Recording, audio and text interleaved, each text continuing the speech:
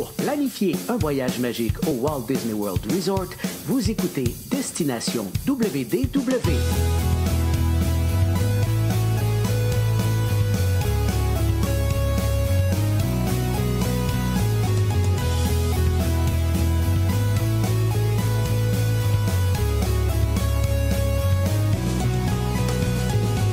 Voici votre animateur et ami personnel de Mickey, Jean-Philippe Paré. Bienvenue à Destination WDW. Un gros merci pour le téléchargement. Pour les gens qui nous écoutent en audio, bienvenue aux gens qui nous regardent en vidéo, que ce soit sur notre page Facebook ou sur notre chaîne YouTube. Aujourd'hui, on poursuit notre route. On termine presque même notre route, en fait, vers le 50e anniversaire du Walt Disney World Resort, quand on va parler de l'année 2020, une année, ma foi, particulière. Et pour ce faire, mon ami Michel est là. Salut Michel, comment ça va? Hey, salut Jean-Philippe, ça va bien? Salut tout le monde qui nous écoute, content d'être là. Dernier épisode avant d'arriver à destination. Je suis énervé, mais en même temps pris d'émotion. Fait que je sais pas comment ça va se passer, mais je serai un bon cast member. Je vais faire bien ça. Excellent, excellent. En débutant cette année, comme je le disais, particulière, on va le voir probablement en cours d'épisode, mais on débute du côté d'Epcot, parce que là, on se doute de rien. L'année 2020 commence et tout est beau, tout va bien. Et au pavillon de l'Arne, il y a un nouveau film, en fait, là, sur la conservation et tout ça. Là. Parle-nous-en un petit peu. Là. Ben oui, Awesome Planet, c'est que le nouveau film qui est là. Tu sais, avant, on avait Pumbaa et Timon qui étaient là pour nous présenter tout ça. Puis là, bon, en partenariat avec la Fondation de conservation, en fait, de Disney, on présente ce nouveau film-là. Puis là, ben, on joue là, vraiment là, un peu comme sur les 5 sens, même si on y touche pas tout. On y touche dans le cœur, on va te dire, mais le vent, les odeurs, l'eau, pour raconter l'histoire de la vie, en fait. Puis, qu'est-ce qui arrive avec notre planète? C'est un beau montage, mais on se sent quand même un petit peu bizarre quand on sort de là parce qu'on dit, ouais, c'est important, mais est-ce que j'ai été diverti ou ben non, on me dit, fais attention, tu sais, la dernière partie, évidemment, la morale est forte pour nous rappeler que là, ensemble, il va falloir faire quelque chose, il va falloir faire la différence, puis il faut sauver notre planète. On est allé fort là-dessus quand même un peu, puis c'est-tu la place pour la philosophie puis la mission d'Epcot? C'est sûr qu'on est obligé de répondre oui, c'était ça la mission. Mais pour les guests qui veulent se divertir, et on y pense un peu. C'est sûr que, bon, le pavillon de l'Aisne a toujours été une mission comme ça. Quand on prend le boat ride pour aller d'un cerf en arrière, c'est correct. T'sais. Voici, on fait attention à notre nourriture, on fait ci, on fait ça, puis il faut faire attention à l'avenir. Je comprends tout ça, mais comment tu files ça, toi? As-tu eu la chance de le voir ou non? Oui, puis c'est un film, visuellement, c'est magnifique. Là. C'est vraiment un très, très beau film, mais comme tu le dis, on se sent cheap en sortant de là un petit peu. Là. On se sent mal. Là. On est comme, OK, ouais, j'aide pas nécessairement la cause de cette planète, même si on fait le plus attention possible et tout. Là, on sort pas de là très optimiste. Là. Disons que c'est ça te ramène les pieds à terre pas mal quand tu sors de cet endroit-là. Là. Mais tu sors d'une boutique pareille, puis là, j'ai mon petit sac de la Fondation de la conservation Disney, mon macaron de la conservation. Là, je pense, ben c'est-tu parce que tu as investi 10$ que ça va changer l'univers au complet, tu sais? Je me sens super hot d'avoir ce petit sac et ce macaron-là, mais ça va pas changer. Mais effectivement, là, c'est quand même spécial, mais effectivement, comment on dit ça? Le visuel est magnifique, le film est super beau. Parfait. Bon, on va rester à Epcot, en direction du pavillon de la France pour une nouvelle expérience, La Belle et la Bête. J'ai hâte de t'entendre là-dessus, parce que les commentaires sont... Expérience, mais mon Dieu Seigneur. OK. Beauty and the Beast. On partage l'écran avec l'horaire de Impression de France, le film, parce que c'est dans le même théâtre. Et je dis partage l'écran parce que non, c'est pas, on annonce ça comme un sing-along, comme si c'était Frozen, mais c'est un sing-along, c'est pas dans la lignée de la Reine des Neiges, pas du tout. C'est des extraits de films, les chansons, puis enfin, on est là, c'est un big karaoké, c'est un méga karaoké, c'est un 6 minutes de relaxation pour s'asseoir, aller acclimatiser, faire une petite pause, et that's it. Est-ce que j'ai besoin de dire d'autres choses? Mais c'est comme, malgré la déception, c'est sûr que la déception de plusieurs guests, et c'est comme je dirais aussi, bon, les mordus du classique, eux autres, c'est comme, oh, wow, c'était le fun de chanter les chansons, puis on a suivi les mots en bas. Mais c'est un gros karaoké, là. Il n'y a même pas de personnage, c'est l'écran de film. Alors, c'est ça que j'avais à dire là-dessus. moi qui aime l'entertaining de Disney, puis je te me dis, ah ben c'est cool, on va arriver avec Beauty and the Beast, puis tu sais, là, ça va être un autre univers que La Reine des Neiges. Je suis obligé de dire, moi, pour moi, c'est une grosse déception, mais bon, c'est un 6 minutes à l'air climatisé. Toi, t'en penses quoi, Jean-Philippe? Moi, je suis même pas allé le voir, sincèrement. Là. Quand j'ai eu. Quand je suis allé, dans le fond 2020, ça n'a pas été très long. Hein. On parle de janvier, février à mars. Puis j'étais allé en février et en mars. Puis les 2 fois. J'ai pas eu le temps nécessairement, mais j'ai pas eu l'envie non plus que tous les commentaires que j'entendais sur cette expérience-là. Je me disais, à un moment donné, je vais y aller justement pour au moins voir de quoi ça a l'air. Mais là, après ça, on en parlera tantôt, mais disons que l'année s'est pas passée. Les plans pour le reste de l'année. Parce que là, les gens vont dire, ben, il est pas fin, lui, il est avec Disney, puis il parle contre. C'est pas de parler contre, mais je veux dire, quand tu veux. Là, ça paraît que c'est un événement pour attirer les gens, pour permettre d'avoir les enfants dans ce pavillon-là, parce que les enfants veulent pas aller voir Impression de France. Il y a rien en France à part d'aller manger des croissants en arrière, de dire on va amener les enfants en arrière. Qu'est-ce qu'on pourrait faire pour amener les enfants? Te trouver un film de 6 minutes pour chanter un karaoké géant. OK. Ouais. Mais je trouvais que ça faisait un petit peu bouche-trou. Heureusement, pour le pavillon de la France, bravo. On aura tout un nouvel environnement. On a Ratatouille qui s'en vient. Les enfants vont aimer Ratatouille et ça va bien se passer, mais ça ne durera pas. La vie de Beauty and the Beast, karaoké underground, là, je suis pas sûr que ça va rester là, ça.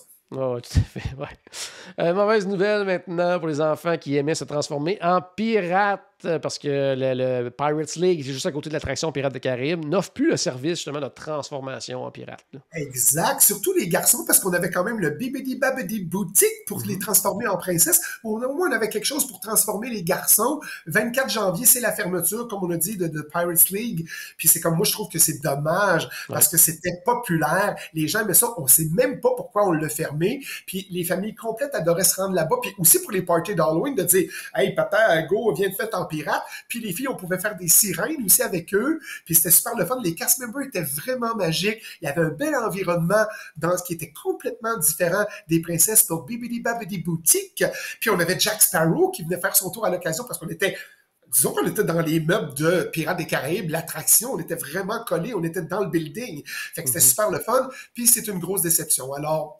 Que dire? On ne sait pas pourquoi. Je ne peux pas vous donner de news, je ne peux pas vous dire autre chose que ça. Jean-Philippe, t'en as-tu une raison ou pas du tout? Pas du tout, puis c'est surprenant parce que c'était quelque chose qui était quand même assez populaire, puis justement, ça donnait, comme tu le disais, pour les garçons, mais il y avait beaucoup de petites filles aussi qui se faisaient déguiser en pirates, donc on voyait beaucoup de familles, justement, je trouve ça quand même trippant, là, comme idée, surtout que justement, tu sais, oui, bon, à la boutique, pour transformation princesse et tout ça, bon, il y a l'option prince aussi, mais qui est très, très, très, limitée, là. Limitée, oui. Ouais, mais je veux quand même faire une parenthèse, parce que ça a été évoqué, mais je peux pas vous dire que c'est ça. Parce que quand tu vas prendre une petite princesse puis tu y achètes sa petite robe qui coûte beaucoup de dollars, le maquillage qui coûte beaucoup de dollars et tous les cheveux tout arrangés qui coûtent beaucoup de dollars, ça fait une petite princesse qui vaut pas mal cher quand elle sort. Mais quand t'es un pirate, tu te fais massacrer, t'es tout croche, t'as du linge qui est un peu déchiré, pourquoi je paierais le même prix? Tu peux pas me charger le même prix que la petite princesse qui est à côté en clôture. Fait que ça aussi, il y avait une différence de prix, puis c'est comme, bon ben, au lieu d'aller me faire en princesse, je suis une fille, mais je vais aller me faire mettre en pirate, puis le prix n'est pas le même. Ah ben, si on est comme nos princesses, on va garder Bibidi Babidi Boutique, puis on va garder nos princesses, puis les pirates vont prendre. Mais je peux pas vous confirmer que c'est la raison. Puis là, on dirait que j'en dis plus, vu que je suis sur le bord de la porte, puis que ça va terminer bientôt Disney. On dirait que je parle de pas mal d'affaires. Je suis pas mal désolé. Je m'excuse Walt, je m'excuse Mickey, mais vous auriez dû garder quand même de Pirates League. C'est tout. Parfait. Moment triste qui commence en 2020, mais c'est le début des fermetures des parcs Disney. Ça commence du côté de la Chine.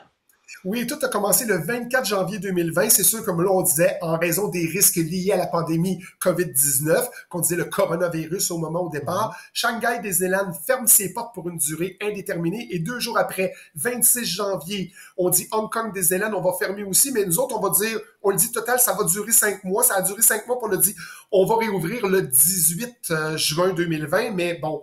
Ça a pas été ça a même pas pris longtemps. Le 15 juillet, ils ont été obligés de refermer encore un mois après la réouverture pour dire c'est comme il y a une autre flambée d'infection puis on ferme. Fait que ça, c'était le début de la fin, là.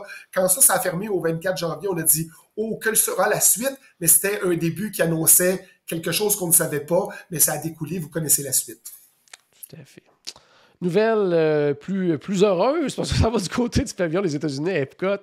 Une nouvelle expérience, un resto de barbecue. Ah ben oui, les gens de Destination WDW, WD World qui aiment manger. On parle du Regal Eagle Smokehouse, le 1876. Et là, j'imagine, là, tu vas pouvoir nous en parler, mais là, moi, ce que je connais quand même, c'est quand même un hommage, tu sais, au barbecue américain d'arrière-cour qu'on voulait faire, des bières artisanales, techniques de région, puis dire, bon, on va faire ça sur le bois de chêne, puis on va mettre 4 sauces, puis ça va être vraiment génial, la sauce épicée, puis vous allez avoir la sauce avec le fumoir, puis l'autre avec la moutarde, puis l'autre avec le vinaigre. C'était tout ça mélangé ensemble, mais moi, j'ai pas eu la chance de goûter. Est-ce que toi, Jean-Philippe, ou la gang de W... Oh oui, c'est très, très, très, très bon. Moi, tu sais, le restaurant rapide qui était le Liberty Inn avant, du côté du pavillon américain, c'était probablement le pire restaurant Disney, là. C'était incroyable. Le McDonald's déguisé. Ouais, c'est en plein ça. Puis là, celui-là, c'est devenu rapidement en tout cas pour moi, là, un des meilleurs à Epcot là, au niveau de la restauration rapide. C'est très, très, très, très, très bon. En fait, tout pas mal sur le menu est bon. Puis j'aime beaucoup aussi l'idée parce qu'au départ, il faut dire qu'aussi on a intégré, encore une fois, c'est l'intégration des personnages dans les différents pavillons du monde. Et là, on a intégré les mopettes. Là, si on se disait, bon, est-ce que ça va être mopette partout? Mais non, tu sais, ça demeure quand même assez subtil, puis même que ça raconte une espèce d'histoire dans le restaurant. Donc, on est vraiment comme dans un concours de barbecue. Et là, il y a des différents personnages de mopettes qui participent à ce concours-là. Et chacun, justement, va présenter sa sauce, ses plats. Puis là, un petit peu partout sur les murs, ben, on sait quel personnage a fait quelle sauce et tout ça. Puis c'est très, très beau, justement, au niveau des décors, comme tu le disais aussi, pour ceux qui veulent prendre un verre, les bières artisanales et tout ça. Faut essayer les 4 sauces. Les 4 sauces sont super bonnes. Franchement, là, c'est un très, très, très bon restaurant. Puis moi, c'est clair que à chaque visite à Epcot maintenant, à chaque voyage, je vais arrêter au moins une fois là, du côté de ce restaurant-là. Plus, moi, c'est un type de nourriture qui me parle énormément. Là, donc, un de mes préférés là, du côté d'Epcot. Là. Bon, ben les 4 sauces, on parle du Blue Ribbon, le Sizzling, on a le Old Glory Mustard, puis on a le Blue Ridge qui est avec du vinaigre. Écoute, les gens n'arrêtent pas de parler de ces 4 sauces-là. Je me dis, mais mon Dieu, va falloir que je goûte à ça aussi. Là. Pas rien que manger la bouffe, mais prendre absolument la sauce qui va avec ça. C'est en plein ça. Donc, allez-y, bon. Là, vous avez la chance d'aller à Epcot bientôt. Inscrivez ce restaurant-là dans votre liste de restaurants à aller essayer. Du côté de la Californie maintenant, Disneyland présente sa nouvelle parade en avance avec une captation vidéo et Michel est en mission sur ce grand projet. Oui, oh mon Dieu, c'est la magie. Magic Happens Parade, c'est vraiment... On l'avait dit, là, avril, je ne reviendrai pas là-dessus. On a commencé en février, plus de bonheur, parce qu'en janvier, c'était déjà la fermeture des parcs qui commençait. Fait qu'on a dit, go, on y va. Donc, le 20 février, on a fait la grande première, puis on a dit, on fait une captation de tout ça. Puis, pendant la pandémie, c'est arrivé le 31 mars où on a pu voir la parade officiellement. Puis là, tout le monde a aimé ça. C'est une parade où les gens sont tombés en amour tout de suite, parce que c'est un grand rappel qu'on fait. C'est comme, you can fly, you can fly, you can fly. T'as pas besoin d'elle. Pixie Dust, puis même si t'en as pas, tu vas t'envoler chez Disney, c'est sûr. Puis la parade, elle se démarque des autres, c'est sûr, parce qu'on a des nouveaux chars allégoriques, ces nouveaux genres, des costumes qui sont modernisés, et puis la trame sonore de Todd Recall est adorable. C'est un thème qui est accrocheur, puis les gens aiment la chanter. Puis on a des nouveaux thèmes dans la parade où on a intégré Coco pour la première fois, la grande célébration, qu'on a enfin Miguel avec la guitare de Ernesto de la Cruz. Puis on a la séquence de Moana où on a vraiment un char allégorique avec un mouvement de vague qui revient avec les nouveaux panneaux LED où on a des projections de parade comme des parades de nuit, mais en plein jour. C'est un gros wow, vraiment là, j'adore cette parade-là. Ouais, puis pour avoir justement regardé la parade en vidéo, il y a beaucoup de manipulation de drapeaux, là, fait que j'imagine que tu as adoré ta mission du côté de la Californie. Absolument. Écoute, les petites jupettes dans Coco qui se transforment en voile, fait qu'ils décollent les jupes, ils peuvent bouger avec les voiles. On a des tiges voilées où dans Moana, des gens que ça fait très Hawaï, puis on se promène avec ça. Des drapeaux traditionnels comme on connaît normal dans le bloc final, mais on a aussi des swing flags dans la fermeture. Écoute, c'est vraiment une mission magique pour moi. Puis là, je suis pogné d'émotion parce que c'était beaucoup d'émotions à ce moment-là. Puis je savais pas que c'était ma dernière là, au moment où on est allé là. Puis Écoute, merci la vie pour ce beau moment parce que au moins, si ça se termine ou qu'il arrivait quoi que ce soit avec ma suite de Disney, j'aurais terminé en beauté, j'aurais terminé sur un projet magique parce que vous savez que j'étais attaché à Mickey and the Magical Map. Ouais. On a quand même, c'est comme wow, je finis avec un beau projet, puis c'est vraiment quelque chose pour moi. Puis vous le savez que la reprise, depuis la reprise de l'ouverture des parcs, on est toujours en attente pour compléter. Moi, je suis en attente, en fait, pour compléter mes dernières missions, puis je sais pas comment ça va se passer, mais le monde du spectacle à Disney reprend vraiment lentement. Ouais. Il y a beaucoup de postes qui ont été, puis des projets qui ont été annulés. Puis même si je participe à certains dossiers, ben il est fort possible qu'en avril 2022, là, c'est pour le 30e anniversaire de Disneyland Paris, ça va être le moment pour moi de faire ma grande révérence, puis je vais quitter la magie Disney, mais sachez que je suis quand même très fier, même si je suis ému, là, si je suis vraiment très fier de toutes ces années de mission-là, tu sais, graphiste, danseur, chorégraphe, consultant. Écoute, c'est un gros cadeau. Merci la vie, merci Disney. Puis écoute, si c'était le dernier projet, parce que je suis obligé de dire que là, on dirait que je doute, c'est comme, hein, on me dit vraiment, votre départ va être entre septembre 2021 et avril 2022. On l'a-tu, regarde, toi, c'est quand que je pars? J'en ai aucune idée, tu comprends? Fait que même si on est en connexion, on prépare le 30e anniversaire déjà de Disneyland Paris, je pourrais un jour recevoir un courriel et dire, ben Michel, c'est annulé parce qu'il y a plusieurs artistes dans mon domaine à moi qui ont été remerciés de leur service. Je suis déjà très heureux d'être en lice. Fait que, on va changer de question avant que je me mette à pleurer. Parfait, on va aller du côté de Disney Hollywood Studios pour une nouvelle attraction que j'ai eu le bonheur de faire. Charles aussi, même Charles, lui, avait été invité à l'ouverture officielle. Donc, j'avais eu le temps, moi, de la faire juste avant la fermeture des parcs, en mars 2020. C'est l'attraction de Mickey et Minnie's Runaway Railway. Yes, le 4 mars, puis là, c'est dans le Chinese Theater. Puis là, je suis sûr que les gens, on va parler de l'attraction, c'est une chose, mais il faut qu'on parle du Chinese Theater en relation avec ça. Donc, en 2017, le 13 août, on a fermé The Great Movie Ride. C'était la dernière ride. On remplace tout ça. Puis là, on va faire une attraction qui est unique, puis qui est inspirée des nouveaux, on appelle ça les Mickey Mouse Shorts, ou ce que c'est les nouveaux, les courts-métrages de Mickey, là, avec une nouvelle façon de voir Mickey Mouse dans la façon du design. Puis c'était diffusé sur Disney Channel. Vous avez sûrement déjà vu ça. Donc, mais c'est la première attraction depuis le temps, il était temps, qui met en vedette Mickey Mouse et toutes ses pals, tous ses friends. C'est comme, wow, une attraction avec Mickey Mouse, c'est vraiment génial. Alors, le Chinese Theater, lui, présente quand même une nouvelle storyline parce que dans le temps, c'est là, en 1931, où on a présenté le premier court-métrage. Tu sais, on disait au Chinese Theater, avant un film, il y avait toujours un petit court-métrage, un petit Mickey Short de Disney qui passait. Puis ça s'est fait vraiment là au Chinese Theater. Fait qu'on a dit, on va unifier le Chinese Theater et les courts-métrages. Fait que, tu sais, il y a un lien dans la progression et dans la conception de l'attraction ensemble. Fait que là, c'est sûr qu'on parle de le pique-nique parfait. On veut faire le Perfect Picnic. Le concept, c'est vraiment Mickey et Minnie qui se promènent, ils organisent un pique-nique, ils croisent Goofy, qui conduit un train. Nous, on embarque dans le train, on traverse à travers l'écran, puis là, on devient hors contrôle. C'est une aventure complètement out of track parce que là, on plonge dans l'univers de cartoon, puis c'est réaliste en même temps. Les Imagineers voulaient opter pour, on va garder ça old school, puis on va privilégier des décors physiques qu'au numérique, même si on en a mis un peu pour amplifier tout ça. C'était vraiment pour mettre quelque chose de beau et de génial. Ce que vous devez savoir, c'est que pour la musique puis les effets sonores, il y a 65 musiciens qui jouent la musique. Comment il s'appelle? Christopher Willis qui a écrit la musique. Puis le sifflement de la locomotive qu'on entend là de Goofy, c'est le même, c'est le célèbre son qu'on entend dans le Steamboat Willie de 1928, là, c'est le même. Puis les effets sonores, on a dit, au lieu de les faire numériques, on va aller enregistrer les bruits comme dans le temps, directement en studio. Puis ça, c'était pour faire rendre hommage, en fait, à Jamie McDonald, qui était le roi, le créateur du département des effets sonores de Walt Disney Pictures. Puis on a dit, on va tout faire ça ensemble. Fait que le retour de 1931, c'est au Chinese Theater. On présente les premiers courts-métrages de Mickey. Et là, on rentre dans le Chinese Theater, puis on va vivre le premier court-métrage de Mickey. Donc, c'était vraiment génial pour réunir tout ça. Puis, on en a un autre prévu aussi à Disneyland en Californie en 2022.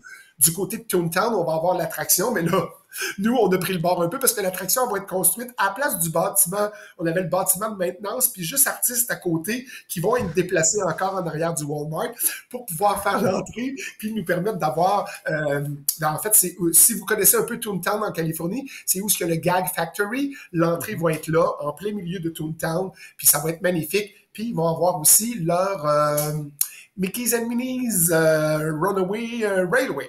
Oui, une magnifique attraction en plus, tellement le fun. Ben oui, parle-nous-en donc un peu, Jean-Philippe. Tu as été étonné parce que tu t'attendais pas à ça, puis ça a été au-delà de ce que tu pensais. C'est ça, moi. Contrairement, justement, on parlait dans l'épisode de 2019 de Rise of the Resistance, que j'avais des attentes très élevées. Ça, j'avais pas vraiment d'attentes. Je n'avais pas trop regardé non plus, nécessairement, c'était quoi l'attraction. Et puis, moi, j'étais un grand fan de Great Movie Ride. J'étais très déçu que l'attraction ferme et tout ça. Mais après avoir fait cette attraction-là, j'ai été vraiment sous le charme. Tu sais, c'est rien... c'est pas la plus belle ou la meilleure attraction, quoi que ce soit, mais c'est une attraction plaisante, le fun. La petite chanson, là, vous allez l'avoir dans la tête toute la journée en sortant de cette attraction-là.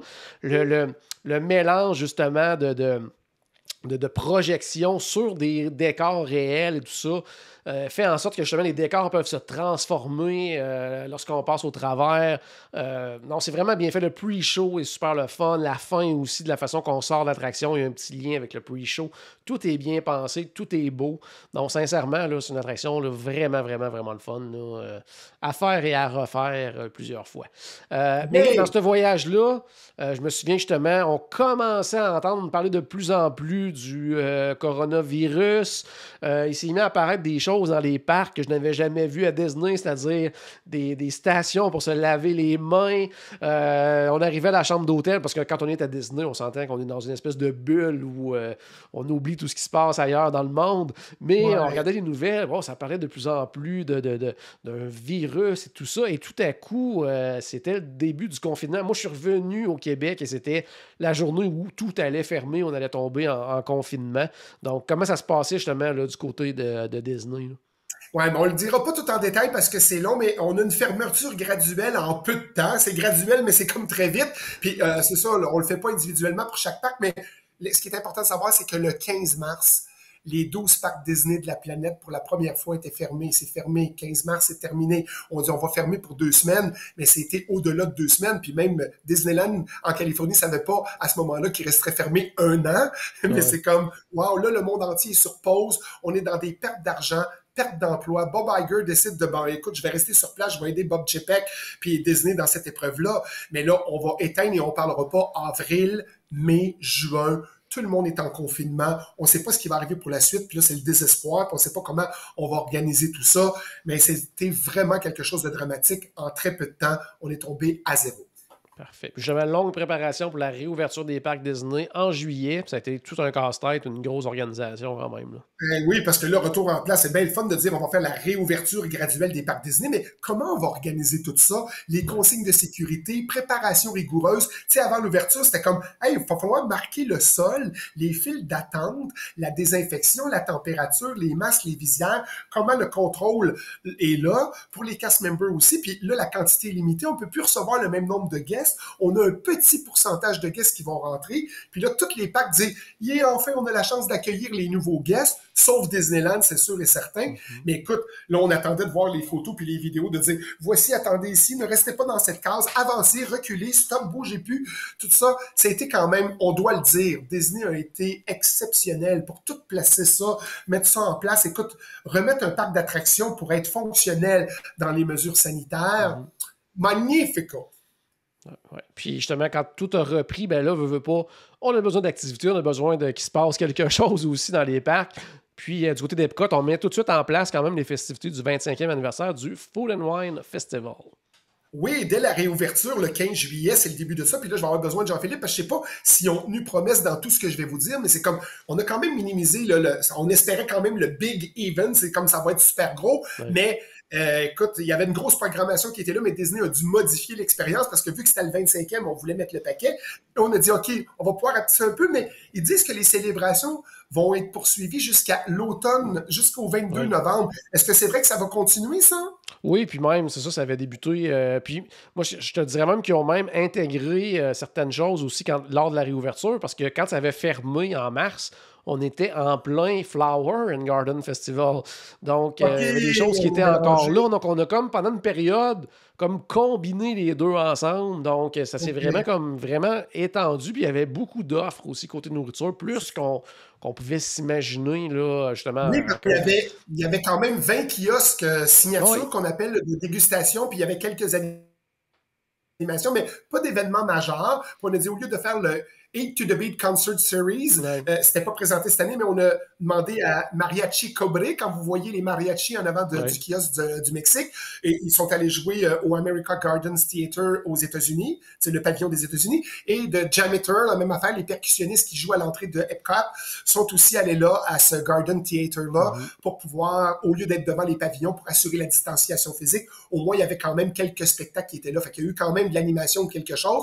Mais là, tu me garantis, Jean-Philippe, on continue ça. C'est comme le festival, il va terminer le 22 novembre ou à peu près comme ça. Ça va c'est ça. Aussitôt que l'autre, après ça, a commencé pour le temps des fêtes et tout ça. Là. Donc, ça a été vraiment dans la continuité là, à ce niveau-là. Donc, c'est sûr qu'on est passé, malheureusement pour Disney, on est passé à côté d'une année importante pour le Food & Wine Festival. Là. C'était le 25e. Il prévoyait une programmation gigantesque. Ah oui, c'est ça, c'était la grosse affaire. Malheureusement, ils ont dû offrir une version 25e anniversaire, pas à la hauteur de ce qu'ils auraient aimé présenter, mais du moins, ils ont quand même pu offrir quelque chose aux gens qui allaient faire un tour du côté des parcs Disney.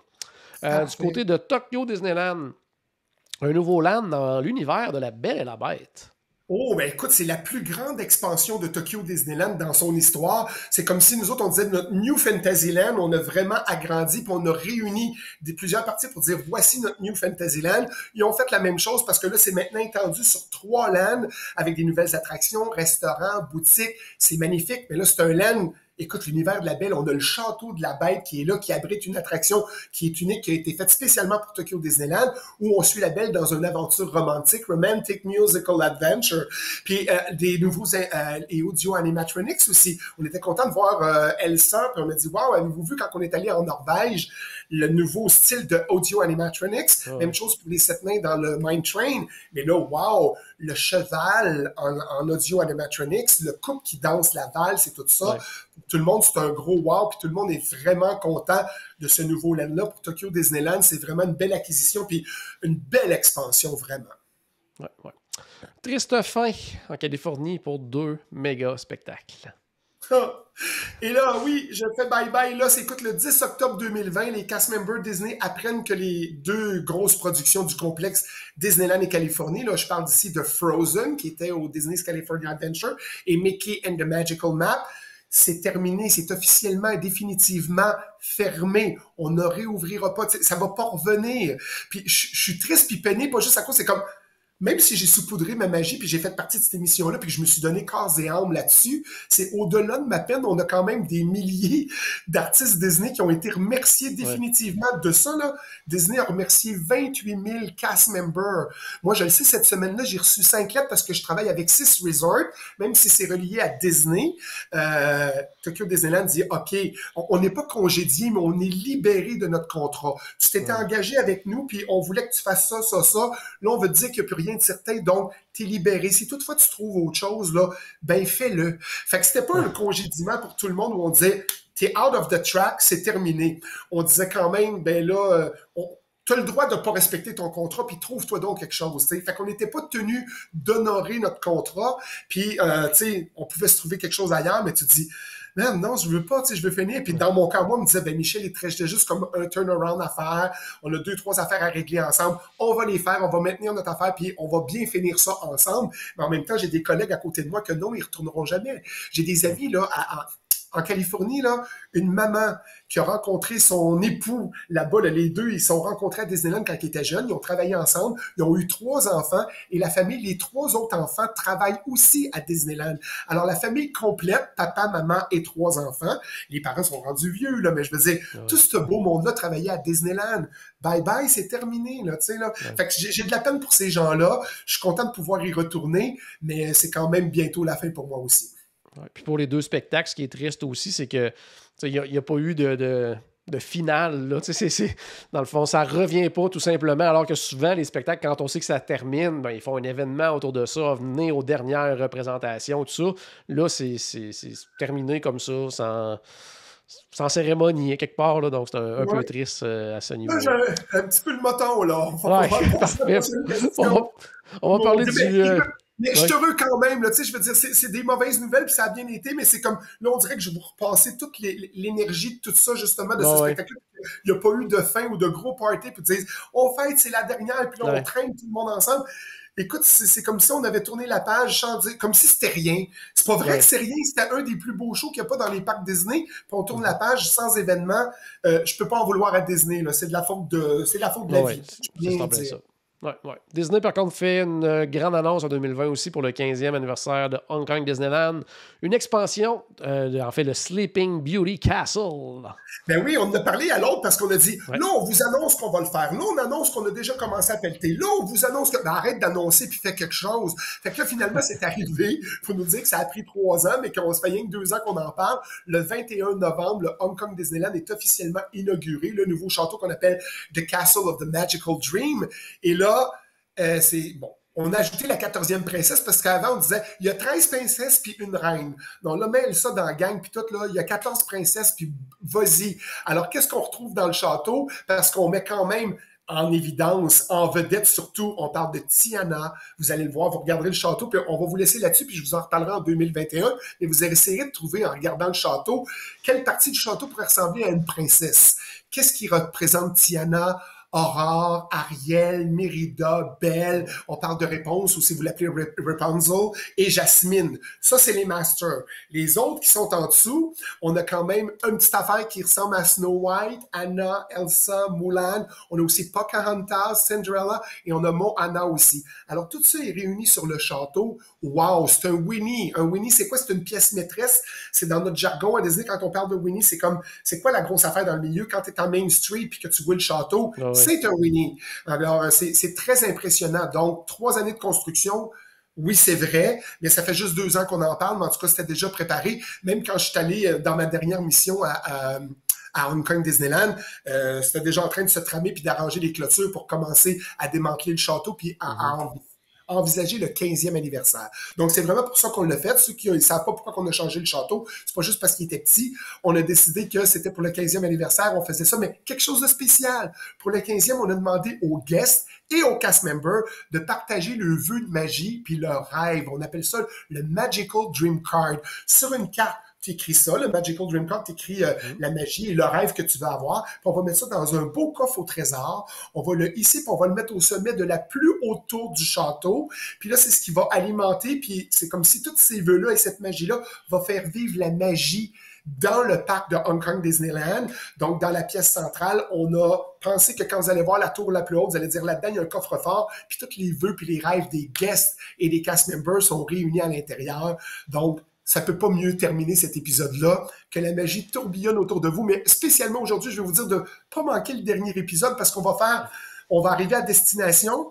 On va faire une petite on va faire une petite rétrospective de tout ce qu'on a fait dans nos épisodes du 50e. Et on va parler un peu des moments marquants, l'arrivée officielle du 50e du Walt Disney World Resort, puis on va arriver à destination. Donc, manquez pas le prochain épisode, on a besoin de vous autres. Ça va peut-être durer un petit peu plus longtemps, mais là, vu que j'ai pas eu ma fête de Mickey de Magical Map, on va faire un party, tout le monde ensemble pour le dernier épisode, puis on va célébrer notre dernier blitz pour arriver à destination en route vers le 50e. Merci beaucoup, Jean-Philippe. J'étais un petit peu ému aujourd'hui, mais ça s'est quand même bien passé. Mais écoute, on se fait un gros party pour l'épisode, le dernier pour 2021. Ça va être capoté. Puis j'ai très hâte de vous retrouver tout le monde pour vivre cet épisode avec vous. Excellent. Merci beaucoup, Michel, à la maison. J'espère qu'on a ajouté un tout petit peu de magie dans votre journée. N'oubliez pas, bien sûr, que tout a commencé par une souris. Et on se reparle très bientôt. Salut tout le monde. Bye bye tout le monde. Bisous.